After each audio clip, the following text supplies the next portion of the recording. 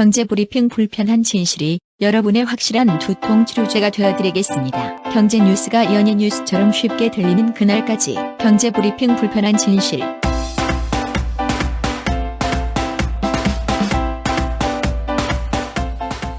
경제브리핑 불편한 진실 11월 15일 순서 시작하겠습니다. 저희가 어제 방송을 통해서요, 지난 주말에 있었던 100만 평화 촛불 집회, 여기서 우리 국민의 위대성을 보여줬다, 이런 주제로 얘기를 했었잖아요. 네. 그랬더니 제 페이스북 지인이 바로 저한테 댓글을 하나 남기시더라고.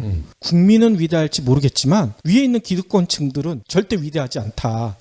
이걸 보면 우리 기득권층의 클래스와 선진국의 클래스를 확실히 비교할 수 있을 거다, 그러면서 기사 하나를 저한테 공유를 해주셨어요. 네. 그래서 그 기사 내용을 봤더니만 이런 놀라운 내용이 있네요. 학비도 공짜고요, 학생에게 등록금을 받는 게 아니라 연봉을 주는데 연간 2천만 원을 주는 그런 대학이 내년에 문을 연대요. 와. 물론 우리나라는 당연히 아니고요. 어디냐 봤더니 영국이라고 합니다. 저희가 어제 영국 깔봤잖아. 민주주의의 발상지라고 하는 영국도 못 해낸 그런 일들을 우리 국민들이 해놨다. 네. 그랬더니 영국은 이런 일을 하고 있네요. 설마 그 대학이 호그와트는 아니죠? 그건 아니고요. 예. 이 대학이 누가 만들었느냐 봤더니만 다이슨이라고 아시죠? 이거 청소기 이런 거 유명한 회사잖아요. 그렇죠. 그 다음에 날개 없는 선풍기 이런 네. 거 만드는 회사인데, 이 다이슨이 영국 발명가인 다이슨이 만든 그 회사거든요. 네. 영국의 가전업체죠. 이 업체 창업주인 제임스 다이슨이 만든 대학이라고 합니다. 예. 그래서 학교 이름도요, 다이슨 공대라고 해요.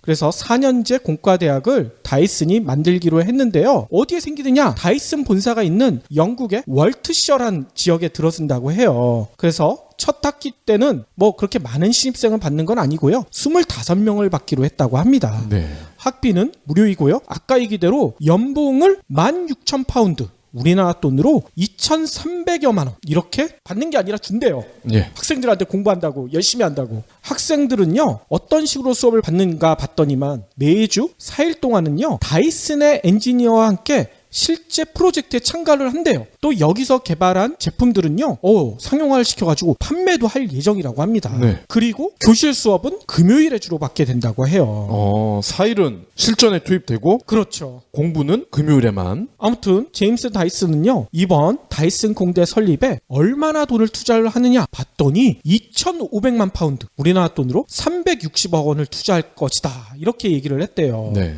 아니, 다이슨이 갑자기 왜 이렇게 공대를 설립하지? 다들 물어봤을 거 아닙니까? 다이슨은 이런 이유로 설명을 했다고 합니다. 영국의 엔지니어가 부족해서 한국 등 아시아 신흥국의 경쟁력이 뒤지는 그런 현실을 타파하고 싶다. 영국은 숙련된 엔지니어가 부족하기 때문에 다이슨이 새로운 기술을 개발하기가 너무 힘들다. 그래서 직접 공대를 만들기로 했다, 이렇게 설명을 했대요. 예. 대단하지 않습니까? 아무튼 다이슨, 그래도 이 회사 이름 처음 들어보는데 하시는 분들을 위해서 잠깐 설명을 하자면요, 이 회사가 설립된 지가 꽤 됐네요. 1993년 이때 만들어진 회사고요. 아까 얘기 드린 것처럼 가장 먼저 인기를 끈 제품은 날개 없는 선풍기. 이거 국내에서도 요즘 많이 팔리죠. 네. 그리고 아까 박 PD가 얘기한 것처럼 진공 청소기, 이거는 신혼부부들의 워너비, 가장 사고 싶은 선물로 꼽힌다고 합니다. 네. 이 다이슨 회사는요, 창업주인 제임스 다이슨이 지분을 100% 소유하고 있는데요. 그래서 그의 재산을 평가해 보니까 얼마 정도 되느냐? 500억 파운드, 우리나라 돈으로 7조 3천억 원 정도 된대요. 네. 근데 문제는 우리나라의 삼성전자 이재용 부회장, 박 PD는 제 드래곤이라고 하죠. 네. 아무튼 이 양반은 가지고 있는 돈이 9조 원이잖아. 이 9조 원 가지고 뭐 하고 있죠, 이 사람은? 우리가 오늘 다룰 내용이잖아요. 그러니까. 하만 샀잖아, 하만. 그러니까 만들어진 회사만 살 생각을 하고 이렇게 엔지니어들을 직접 키울 생각은 안 하고, 이게 어찌 보면 기득권층이 국민들을 바라보는 클래스를 나타내는 게 아닌가, 이런 생각이 진짜 들긴 하더라고요. 그리고 이름에서도 나타났잖아요. 제임스 다이슨은 교양과 실력과 품성을 다 갖췄다. 그래서 다이슨이야. 다 있다고? 난 다이슨. 그러면 제 드래곤은? 제 드래곤은 없어. 드래곤이 되다 말았나? 돈밖에 없습니다. 제 드래곤이 다시 드래곤이 되고 싶은데 못된 그런 얘기인가요?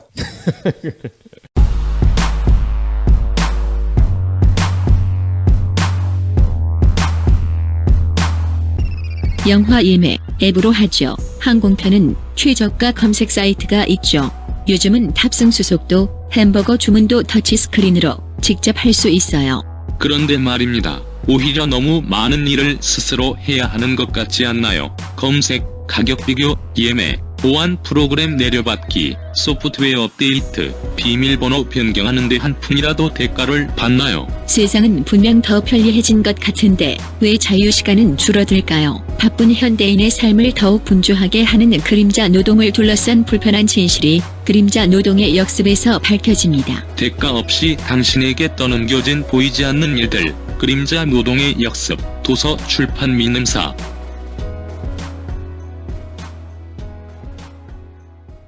오늘 꼭 챙겨야 할 경제 브리핑.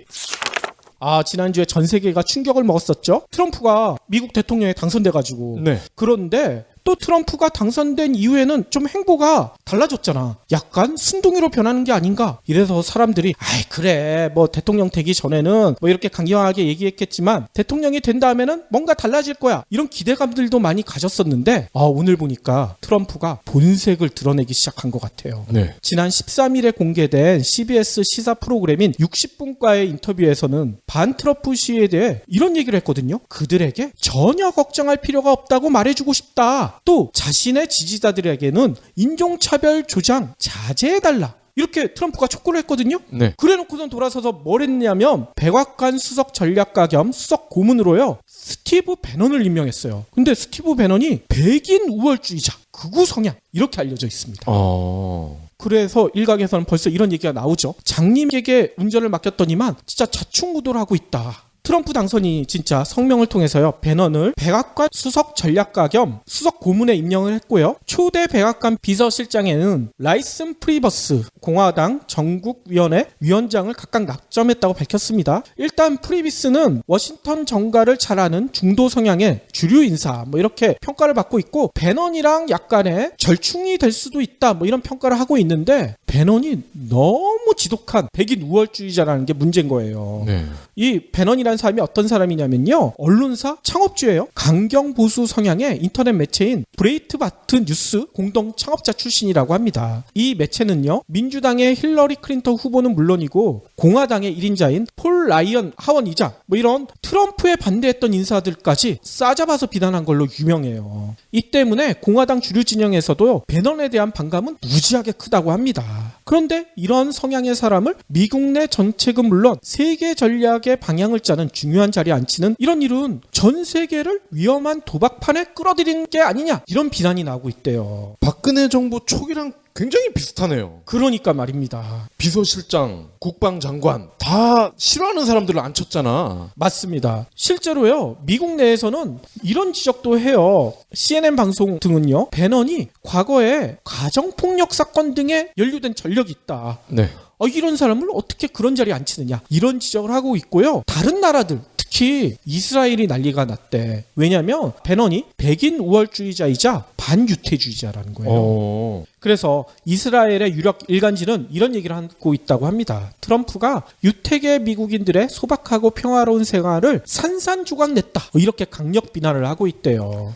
근데 이 부분도 좀 이해가 안 되네요. 미국 자본을 막후에서 움직이는 게 유대계인데 그러니까 거기에 반기를 든다? 아무튼 트럼프가 이런 얘기를 했잖아요. 한일 핵무장? 난 절대 그런 말 한 적이 없어. 대선 때 했던 발언을 잇따라 뒤집고 있잖아. 네. 그런데 이번에 인사 논란까지 불거지고 있고요. 따라서 트럼프가 제대로 대통령을 수행할 수 있을지 이거에 대한 의문도 증폭되고 있다고 해요. 실제로 1984년 이래로 실시된 미국 모든 대선을 쪽집게처럼 마쳤던 사람이 있거든요. 이번에 트럼프 당선도 맞춰가지고 난리가 났던 아메리카 대학 역사학과 앨런 리트먼 교수. 이 교수는요. 워싱턴 포스트와의 최근 인터뷰에서 이런 얘기를 했대요. 트럼프가 당선된 거 마치긴 했는데 트럼프가 결국에는 소속당인 공화당이 이끄는 의회에 의해 탄핵될 것이다. 이렇게 내다봤다고 해요. 네. 그러니까 진짜 트럼프의 앞으로의 행보가 어디까지 이어질지 참 궁금하긴 합니다. 이명 박근혜를 보면서 나도 저렇게 하면 되겠구나. 벤치마킹을 할 것 같은데. 그러니까 저는 거기다가 이런 생각까지 드네요. 한미가 공동으로 대통령을 탄핵하는 새로운 역사를 쓰지 않을까.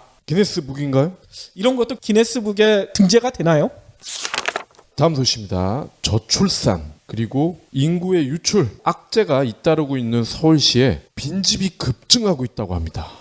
저희가 예전에 한번 말씀드렸던 내용이 사실로 증명이 되고 있군요. 네, 오늘 서울시에 따르면요, 자치구별 빈집이 8월 기준 거의 2만 가구에 육박한다고 합니다. 그렇게나 많아요? 미분양과 미입주 주택이 포함됐지만요, 상당수는 방치된 집이라고 하네요. 진짜 빈집이란 얘기군요. 네, 서울시가 조사한 지난해 빈집은 17,900여 가구인데 1년 만에 거의 8%가 늘어난 거죠. 와. 구별로는요, 노원구가 1192가구로 가장 많았습니다. 뒤를 이어서 성북구, 동대문구, 서대문구 모두 1000가구 이상으로 집계가 됐습니다. 반면에 우리 동네네요. 금천구는 288가구, 빈집이 가장 적었어요. 이건 또 왜일까요? 부촌으로 꼽히는 강남 3구는 각각 강남구가 803, 서초가 560, 송파가 911, 총 2274가구에 달했습니다. 아니, 강남에서도 빈집이 있어요? 그렇네요. 지난해와 비교를 해보니까 26%나 증가한 규모입니다. 와. 서울시가 그래서 연간 8억 원을 들여가지고 빈집 리모델링, 청년들에게 임대하는 빈집 살리기 프로젝트 이런 걸 추진하고 있는데, 전문가들은 정부의 지원 제도와 민간 영역의 참여를 더 끌어내야 된다, 이렇게 조언을 하고 있습니다. 서울시의 한정된 예산으로는 도시 재생 측면에 효과적인 빈집 활용에 무리가 있다, 이러한 지적이 나오고 있습니다. 그렇군요. 전문가들은요, 대중교통과 연계한 역세권 임대주택 그리고 정비구역 외에도 그늘에 가려진 빈집을 활용할 수 있는 데이터를 구축하고 선정 대상 주택을 늘려야 한다. 사회적 기업, 협동조합은 물론 전문 건설업체와 컨소시엄으로 공동사업을 확대할 필요가 있다, 이렇게 진단을 하고 있습니다. 그렇군요. 아니, 최근에 부동산 광풍이라고 하잖아. 네. 이렇게 부동산 광풍이 불고 있는 서울, 그것도 강남에서 빈집이 이렇게 많다니 진짜 놀라운 소식이네요. 참 현실이 소설 같습니다. 또 소설 같은 통계 자료가 하나 더 있어요. 뭐냐면요, 2014년 11월 21일부터 도서 정가제가 실시가 됐잖아요. 네. 그런데 책값이 평균 5.7%가 내린 걸로 나타났대. 이거 누가 조사했을까 봤더니 역시나 관련 기관인 문화체육관광부가 조사를 했네요. 문화체육관광부가요, 개정 도서 정가제 시행 2년 모니터링 결과 이거를 오늘 발표를 했거든요. 여기를 보니까요, 아까 얘기대로 도서 정가제 이전 대비 평균 책값은 5.7%가 떨어졌대요. 따라서 올해 단행본 평균 정가가 18,108원, 2014년 평균 정가보다 5.7%가 하락했다는 얘기입니다. 문체부는 이렇게 설명을 해요. 이번 모니터링 결과에 따르면 책값에 민감한 소비자들은 도서 정가제 시행에 긍정과 부정이 반반인 것으로 나타났다, 이렇게 설명을 하고요. 출판사와 유통사들은요, 도서 정가제 덕에 책을 팔만해졌다, 이렇게 긍정적으로 판단을 했다고 합니다. 아니, 근데 문제는 저희가 그래도 나름 책을 많이 사잖아요. 네. 아니, 떨어졌다고 했는데 우리가 책 살 때마다 왜 이렇게 우리 사는 책들은 비쌀까요? 그리고 100번 양보를 해서 문체부의 통계가 맞다고 치자고요. 근데 문제는 2년 전에는 책이 나오면은 시간이 좀 지나면 이게 할인폭이 커지잖아. 그렇죠. 그렇기 때문에 소비자 입장에서 실구매가는 굉장히 쌌단 말이죠. 그러니까 비교 대상을 같은 체급으로 해놓고 비교를 해야 되는데 이거는 대상 자체가 잘못된 것 같습니다. 이것도 어찌 보면 통계의 조작이 한 사례가 아닐까, 이런 생각이 들어요. 다음 소식입니다. 해외 직구 많이들 하고 계실 텐데요. 한 번 지를 때, 이 정도로 많이 지르는 줄 몰랐습니다. 27만 원을 쓴다고 하네요. 오, 그래요? 오늘 한국소비자원이요, 최근 1년 이내에 직구 경험이 있는 만 20세 이상 성인 남녀 1000명을 대상으로 조사한 결과를 발표를 했는데, 한 해 평균 6회 이용을 하고요. 최저 1만 원, 최고는 900만 원까지 쏜다고 합니다. 아니, 900만 원은 뭘 산 거죠? 그러게, 뭐 폭탄을 사오는 건가? 허허. 직구 1회당 지출하는 비용을 금액별로 살펴보면 10만 원대가 가장 많았습니다. 37%. 이어서 20만 원대가 19%, 10만 원 미만이 18%, 30만 원대 9% 순이었는데요. 이에 대해서 한국소비자원 관계자는 배송 대행업체 간 경쟁이 심화되면서 고정 배송비 이벤트, 배송비 인하 등으로 대행료 부담이 감소해서 10만 원 미만의 소액 직구가 증가했다. 이렇게 설명하고 있습니다. 이거는 좀 반가운 소식이네요. 네, 직구를 왜 하냐 물어봤더니 일단 국내보다 싸다. 그렇겠죠. 이게 80%가 나왔고요. 다음으로는 국내에서 구하기 어려운 물건을 사기 위해서, 그리고 종류가 다양해서 이런 순으로 나타났습니다. 아니 그러면 어느 나라에서 가장 많이 사오나요? 아무래도 미국이 가장 큰데요. 전체 비중 중에 73%였고요. 뒤를 이어서 중국, 일본, 독일 순이었습니다. 그러니까 직구는 거의 미국에서 한다 이렇게 보면 될 것 같습니다. 어떤 걸 주로 사냐 이것도 궁금하실 텐데요. 아무래도 유명 브랜드가 많네요. 구찌, 프라다, 샤넬 이들 브랜드가 압도적이고요. 가방이 58%로 나타났어요. 아니 최순실의 프라다 구두도 이 직구로 산 건가요? 걔는 독일에 있을 때 사지 않았을까? 그랬겠죠. 예. 그리고요. 지갑, 자파, 의류, 신발, 화장품. 내용만 보면은 여성분들이 좋아하는 물건들이네요. 그리고요. 해외 온라인 쇼핑몰 어디를 선호하냐? 아마존이 61%로 나타났어요. 와, 절대적이군요. 네, 그리고 아이허브, 이베이 이런 업체 순이었고요. 아무튼 해외 직구족들이 가장 좋아하는 행사가 곧 시작되죠? 그 유명한 미국의 블랙 프라이데이죠. 그러니까요. 요거 대비해가지고 해외 직구 요번에 진짜 나는 꼭 한번 해봐야 되겠다. 이렇게 결심하시는 분들이 상당히 많더라고요. 저희도 그중 하나잖아요. 최근에 한반도도 지진 안전지대가 아니다 이런 얘기가 많이 나오잖아요. 네. 그런데 진짜 막상 지진이 일어나게 되면 어떻게 해야 될까 막 당황스럽기도 할 텐데, 특히 사람들 많이 모이는 곳 이런 데에서는 당연히 이 지진에 대한 매뉴얼이 갖춰져 있겠지 이렇게 다들 기대를 하잖아. 네. 문제는 일부 대형마트 이런 지진에 관련된 매뉴얼이 아예 없는 것으로 드러났다고 합니다. 오늘 연합뉴스에 따르면요, 울산시의 동구 A마트 노조 관계자가 이렇게 폭로를 했대요. 울산은 지난 9월에 경주에서 발생한 지진과 가까운 지역이었잖아. 네. 이 지난 9월 경주에서 발생한 규모 5.8의 지진 때 고객 안내 방송을 하거나 직원들을 대피시키지 않았다. 구체적인 대응 매뉴얼이 없었기 때문이다. 이렇게 폭로를 했다는 거예요. 한 직원은 이런 얘기까지 덧붙였습니다. 당시 지진이 났는데도 할인 행사 안내 방송만 나오고 직원에게는 아무런 지침도 내리지 않았다. 왜 대피하지 않느냐고 관리자한테 물어봤더니 우리 매장은 가장 안전하다. 이런 황당한 답변만 돌아왔다고 해요. 이거 세월호 손장이 빙의한 거 아니야? 그러니까 가만히 있어라. 이거랑 똑같은 거 아니겠어요? 해당 마트에는 지진 대응 매뉴얼이 있긴 있었는데 이게 거의 무용지물이었다는 거예요. 왜냐하면 내용이 이렇게 돼 있다고 합니다. 지진 규모에 대한 영향, 라디오나 방제 기관이 안내에 따라 행동할 것. 이게 뭐야? 이게 끝이라는 거예요. 네. 이런 매뉴얼은 있으나 마나한 매뉴얼 아니겠습니까? 요즘 개그 콘서트 보면요, 영화 터널을 패러디한 코너가 하나 있잖아요. 거기 보면은 한 사람이 터널에 갇혀 있는데 전화를 겁니다. 하정우처럼. 그럼 이 전화를 받는 사람이 둘이 있는데 둘이 서로 일 떠넘기기를 하는 거예요. 그렇죠. 거기 보면은 이제 갇혀 있는 사람이 그러죠. 저 구해주세요. 그러면 전화 받는 사람이 혹시 주위에 위치를 확인할 만한 뭔가가 없나요? 그러면 여기에 예를 들어서 뭐 소화기가 있어요. 소화기요? 그러면 소방과로 연결하겠습니다, 고객님 하면서 전화를 넘기죠. 전혀 도움이 되지 않는 고객 응대, 이런 거란 말씀이시죠. 맞습니다. 이 마트의 본사는 이렇게 해명을 했습니다. 지진이 발생하면 안내방송으로 고객과 직원들을 대피시키라는 지시를 내렸다. 그런데 이에 대해 노조는 이렇게 지적을 합니다. 아니, 대피시키라고 했었을 때 점장이나 관리자가 자의적으로 판단해 결정하기 때문에 확실한 대응 요령이 될 수가 없다. 직급이 차장이나 부장 정도인 관리자가 재량으로 장사를 중단하고 고객을 대피시키는 이런 큰 결정을 과연 내릴 수가 있겠느냐, 이런 의문을 제기한다고 합니다. 이 발음을 잘 하셔야 구분하셔야 될 것 같아요. 이 마트가 그 이마트예요? 아니면 이것저것 할 때 이 마트입니까? 이것저것 할 때 그 예. 마트죠. 예, 혼돈이 없으시길 바랍니다. 이마트에서는. 아무튼 진짜 정부도 믿을 수 없고 기업들의 행태를 봐도 기업들도 믿을 수가 없잖아요.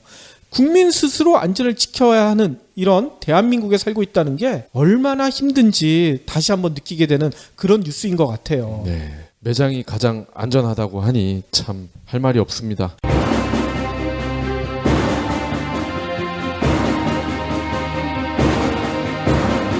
어느 날 갑자기 400억 원의 빚을 지게 된다면 어떤 생각이 들까요? 겨우 36살의 나이에 엄청난 빚을 지게 된 한 남자가 빚을 갚아 나간 장장 16년간의 세월을 책으로 썼는데요. 소설보다 가혹한 현실에 많은 독자들이 눈물을 흘렸다고 합니다. 중소기업 사장님, 예비 창업자, 지금 최악이다! 이렇게 생각하는 분들이 자신의 인생을 들여다보고 용기를 얻었으면 하는 바람에서 저자분은 이 책을 썼다고 합니다. 수많은 좌절에도 아침이 오지 않는 밤은 없다! 이러한 말을 남겼습니다. 독자 서평 중에는 위기 극복의 필독서가 될 것이다! 이러한 글이 있을 정도라고 합니다. 자세한 이야기는 어느 날 400억 원의 빚을 진 남자에서 만나실 수 있습니다. 도서출판 한빛비즈. 그러면 오늘의 섹션 시작할 텐데요. 아니, 삼성이 어제 놀라운 발표를 했어요. 그렇죠. 검찰에 한번 들어갔다 오더니 갑자기 이런 발표를 할 생각이 생각났나? 삼성전자의 부회장 제 드래곤이 자동차 전자장비 사업의 거액을 배팅하기로 했습니다. 지난 14일 이사회에서요. 커넥티드카와 오디오 분야 전문 기업인 미국의 하만 여기를 80억 달러, 우리 돈으로 9조 3천억 원에 인수하기로 결정을 했습니다. 오, 전자장비, 그것도 자동차에 들어가는 거. 이게 뭔지 궁금하실 겁니다. 일단 이 전자장비를 줄여서 전장이라고 하거든요. 자동차 전장시장 이렇게 표현을 하는데 작년에 542억 달러 규모였다고 합니다. 그런데 2025년, 그러니까 9년 뒤죠? 1864억 달러 규모, 그러니까 약 3배가 커지는 그런 시장이라고 합니다. 그렇군요. 삼성의 이번 빅딜이 역대 국내 기업의 인수합병 사례 중에 최대 규모라고 합니다. 삼성전자가 반도체, 디스플레이, 통신 이쪽에서는 자타공인 1위죠. 그렇죠. 하만은 인포테인먼트, 텔레매틱스 이 분야에 또 1위입니다. 아하. 그러니까 인포테인먼트, 텔레매틱스는 제가 잠시 뒤에 바로 설명을 드릴 텐데요. 그러니까 지금 삼성과 하만이 서로 1등을 하고 있는 이들 기술을 결합을 한다면은 세계 자동차 전장 시장을 리드할 수 있겠다. 이렇게 제 드래곤이 생각을 한 거죠. 그렇군요. 쉽게 말씀드리면 삼성이 앞으로 스마트카, 즉 달리는 스마트폰이란 얘기죠. 달리는 스마트폰과 관련한 거의 모든 솔루션을 공급하겠다. 야심을 드러낸 겁니다. 하만의 인포테인먼트와 텔레매틱스 이게 뭐냐 그러면은 인포테인먼트는요 정보와 오락이 결합한 말이죠. 그러니까 귀가 즐겁거나 눈이 즐겁거나 이와 관련된 기술이라고 보시면 되고요. 텔레매틱스는 무선 통신 기술을 뜻합니다. 그러면 얘네 두 개가 짬뽕이 되면 무슨 일이 벌어지느냐? 운전자가 굳이 이 터치 패널을 누르지 않아도 음성으로 내비를 작동을 한다든지 기름이 거의 떨어져갈 무렵이야. 그럴 때 얘들이 알아서 인근에 있는 주유소나 그 주유소의 가격을 들려주거나 아니면 운전을 하고 있으니까 앞에 유리창을 보고 있을 거 아닙니까? 그렇죠. 그럼 유리창 하단에 기름 가격이 뜨는 겁니다. 아하. 요거를 헤드업 디스플레이라고 하죠. 또는 A 거래처 사장님에게 전화 왔습니다. 이렇게 AI든지 음성 비서든지 얘들이 이거를 일러준다는 거야. 뭐 쉽게 얘기하면 보조석에 비서를 하나 태우고 다닌 거랑 똑같다 이렇게 생각하면 되겠네요. 그렇습니다. 그리고요. 궁극의 목표는 자율주행, 무인 운전인 거죠. 아하. 애플과 함께 IT 산업을 이끄는 삼성전자가 자동차 산업에 본격적으로 진입하는 신호탄을 쐈다는 점에서 이번 딜이 긍정적으로 평가를 받고 있습니다. 미국 주요 언론들조차 호들갑을 떨고 있어. 국내 언론들이 호들갑을 떠는 거는 늘 그래왔기 때문에 놀랄 일이 아닌데 뉴욕타임즈, 월스트리트저널, 포브스 이런 데서도 지금 난립니다. 오, 진짜예요? 핵심은 그거죠. 삼성이 갤로트 7의 악몽에서 벗어나서 신성장 동력을 마련했다. 뉴욕타임즈는요, 하만 인수가 완전히 다른 모바일 사업 분야로의 야심찬 진출이다. 자동차가 IT와 결합하면서 자율주행차나 커넥티드카, 즉 스마트카가 주목받고 있는 시점에서 광범위의 사물 인터넷이라는 영역에 도전을 하는 삼성, 당연히 하만의 매력을 느꼈을 것이다. 이렇게 보도를 했습니다. 월스트리트저널, 포브스 모두 대동소이합니다. 그런데 삼성의 하만 인수가 과연 이처럼 이렇게 호들갑을 떨 일인가? 심지어 국내 언론들은요, 메인 타이틀을 이렇게 뽑았더라고. 삼성의 하만 인수는 신의 한 수다.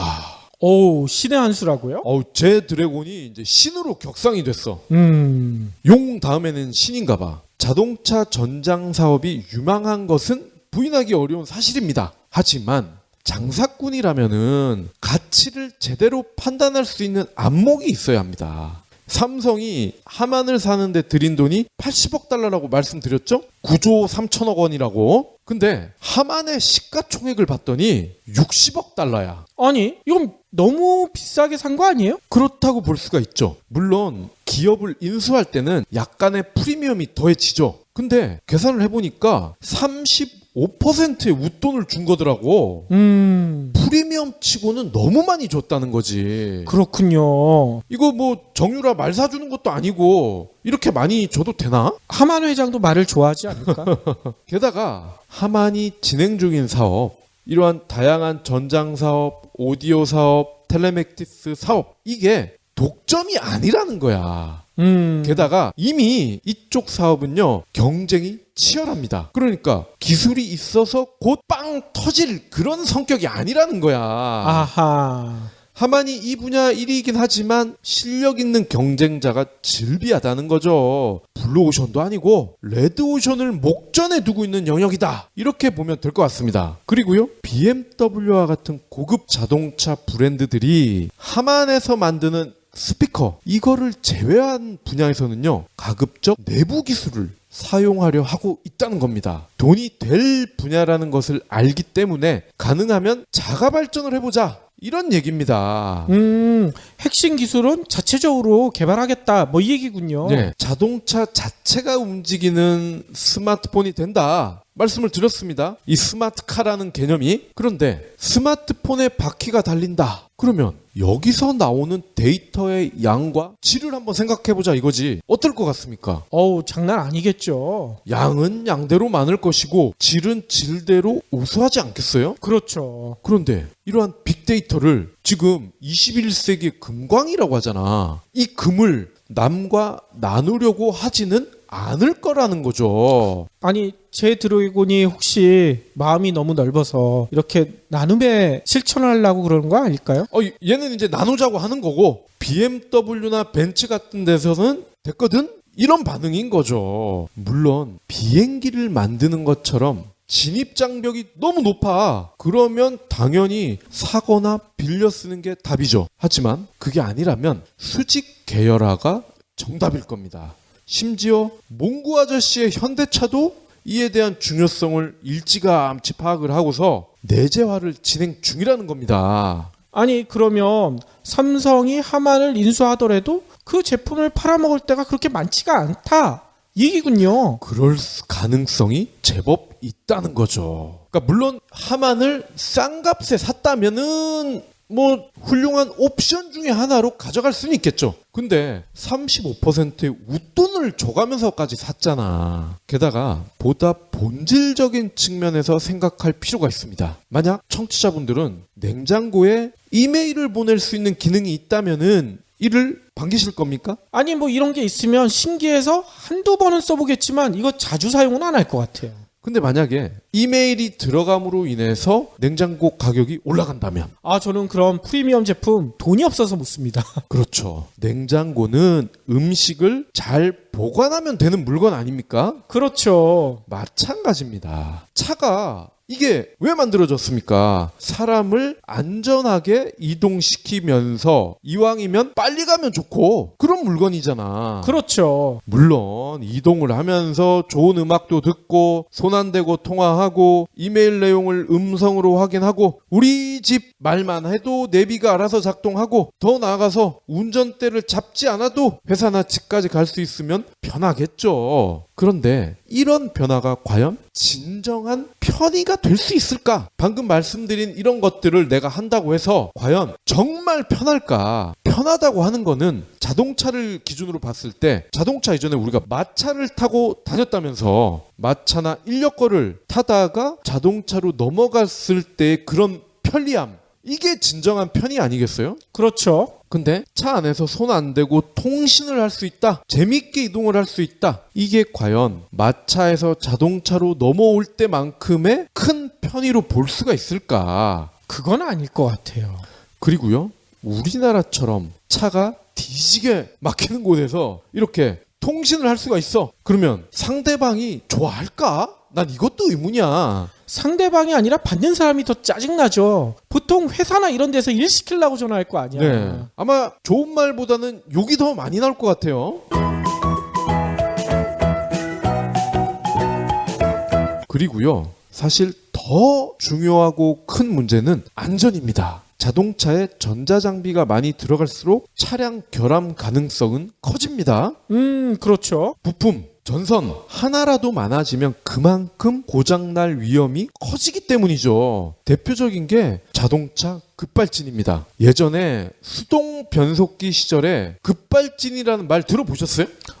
그런 말 자체가 없었다고 하더라고요. 저나 이PD님 같은 경우는 운전을 처음 했을 때 대부분 수동 변속기였잖아요. 그렇죠. 이때만 해도 전 급발진이라는 말을 들어본 적이 없거든요. 근데 자동 변속기가 대중화되면서 관련 사고가 자주 일어나고 있죠? 그렇죠. 그런데 곰곰이 생각을 해보면요, 자동 변속기 안에는 다양한 전자부품이 들어갑니다. 전자부품이 들어간다는 얘기는 전기가 들어간다는 얘기고, 전기가 들어간다는 얘기는 다양한 부품에서 각각의 전자파를 발생시킬 수가 있다는 겁니다. 우리가 과학 시간에도 배우잖아요. 전자파가 생기면서 자기장이 형성이 되고, 이 자기장이라는 게 자석의 역할도 하잖아요. 그렇죠. 그러면서 우리가 알지 못하는, 아직까지 실력이 부족해서 알 수 없는 다양한 문제의 원인이 충분히 될 수 있다는 겁니다. 맞습니다. 실제로 여러분들 컴퓨터 쓸 때도 마찬가지일 것 같아요. 오류가 자꾸 생기잖아. 네. 그러면 컴퓨터는 껐다 키면 되지만 자동차는 달리다가 오류가 생기면 껐다 킬 수 있나요? 불가능하잖아. 어디 한 군데 절단이 나겠죠. 지금도 이런 문제가 수시로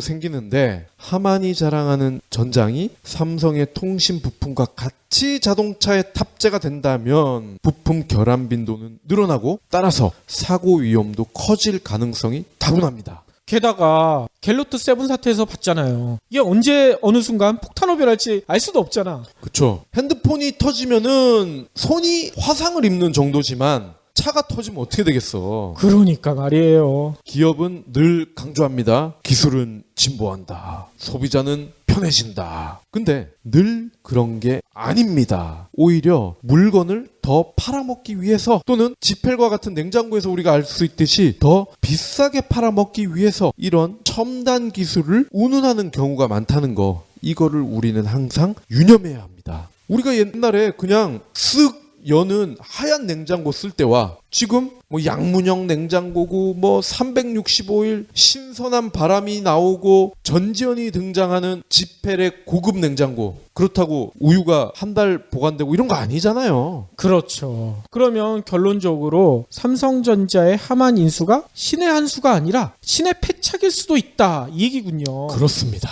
이러다가 신의 한 수가 되면 개망신이네?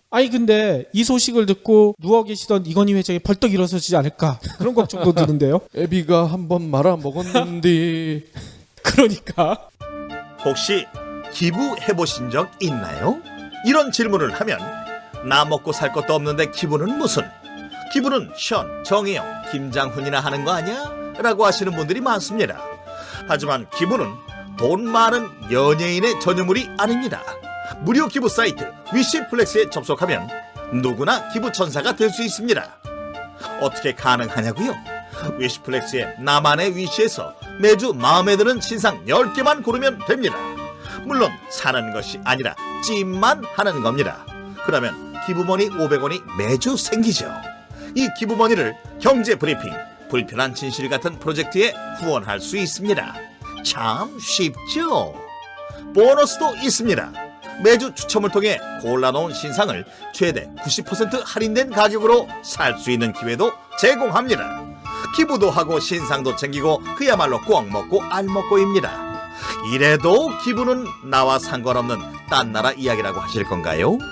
당장 위시플렉스에 접속해 자랑스러운 기부천사의 이름을 올리세요. 마지막으로는요, 저희가 한 보름 전이었나요? 한 달 전이었나요? 수면혁명이란 책을 한번 소개해드린 적이 있었었죠. 네. 그때 나왔던 내용이랑 비슷한 내용이 외신을 통해서 전해졌어요. 뭔 얘기냐면요, 더 많이 자는 사람이 돈을 덜 벌 것 같잖아요? 더 많이 번대.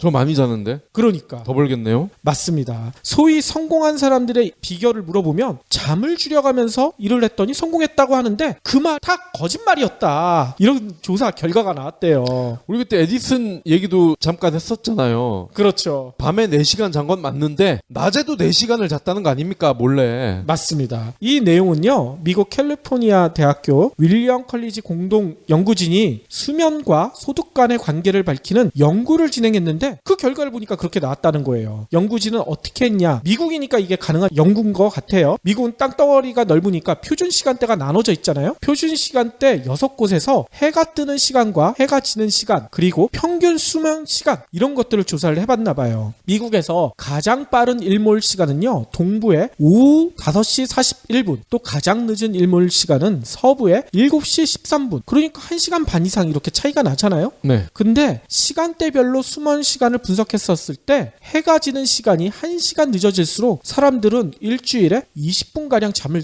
덜 자는 걸로 조사가 됐대요. 그렇겠죠. 아무래도. 그렇죠. 그러니까 예를 들어 동부보다 서부의 일몰 시간이 더 늦은 만큼 서부 사람들이 잠을 덜 잔다는 거야. 네. 또 일몰 시간이 1시간 빠를수록 그러면 그 사람들의 평균 수입이 어떻게 되느냐 조사를 해봤는데 놀랍게도요, 1년 평균 수입이 1,570달러, 우리나라 돈으로 184만 원이 더 많았대요.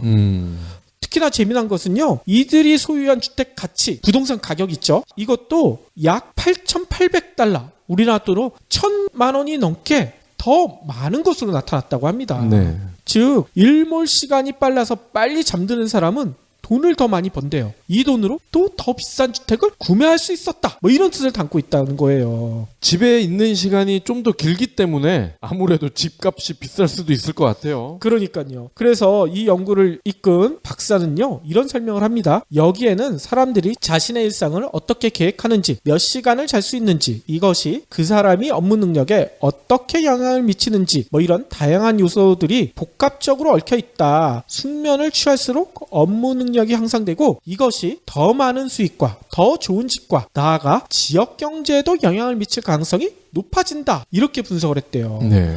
따라서 이런 조언까지 합니다. 근로자에게 더 오래 잠을 잘 수 있게 해주는 것이 기업에게도 더 많은 이익을 가져다 줄 수 있다, 이런 사실을 반드시 유념해야 된다, 이렇게 강조를 했대요.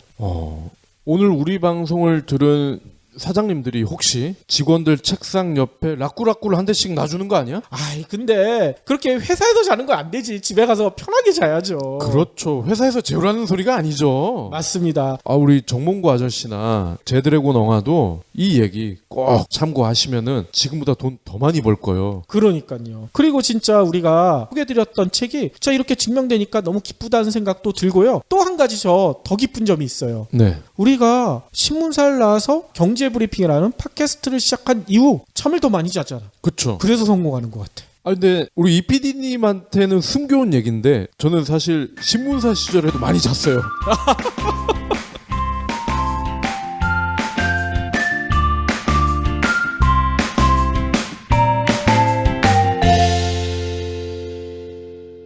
경제브리핑 불편한 진실 완수해 주셔서 감사합니다. 하트 2척, 댓글 남기기, 계좌 후원 등 다양한 방법으로 힘을 보태주세요. 계좌 정보는 경제브리핑 팟빵 공지 코너에 있습니다. 여러분의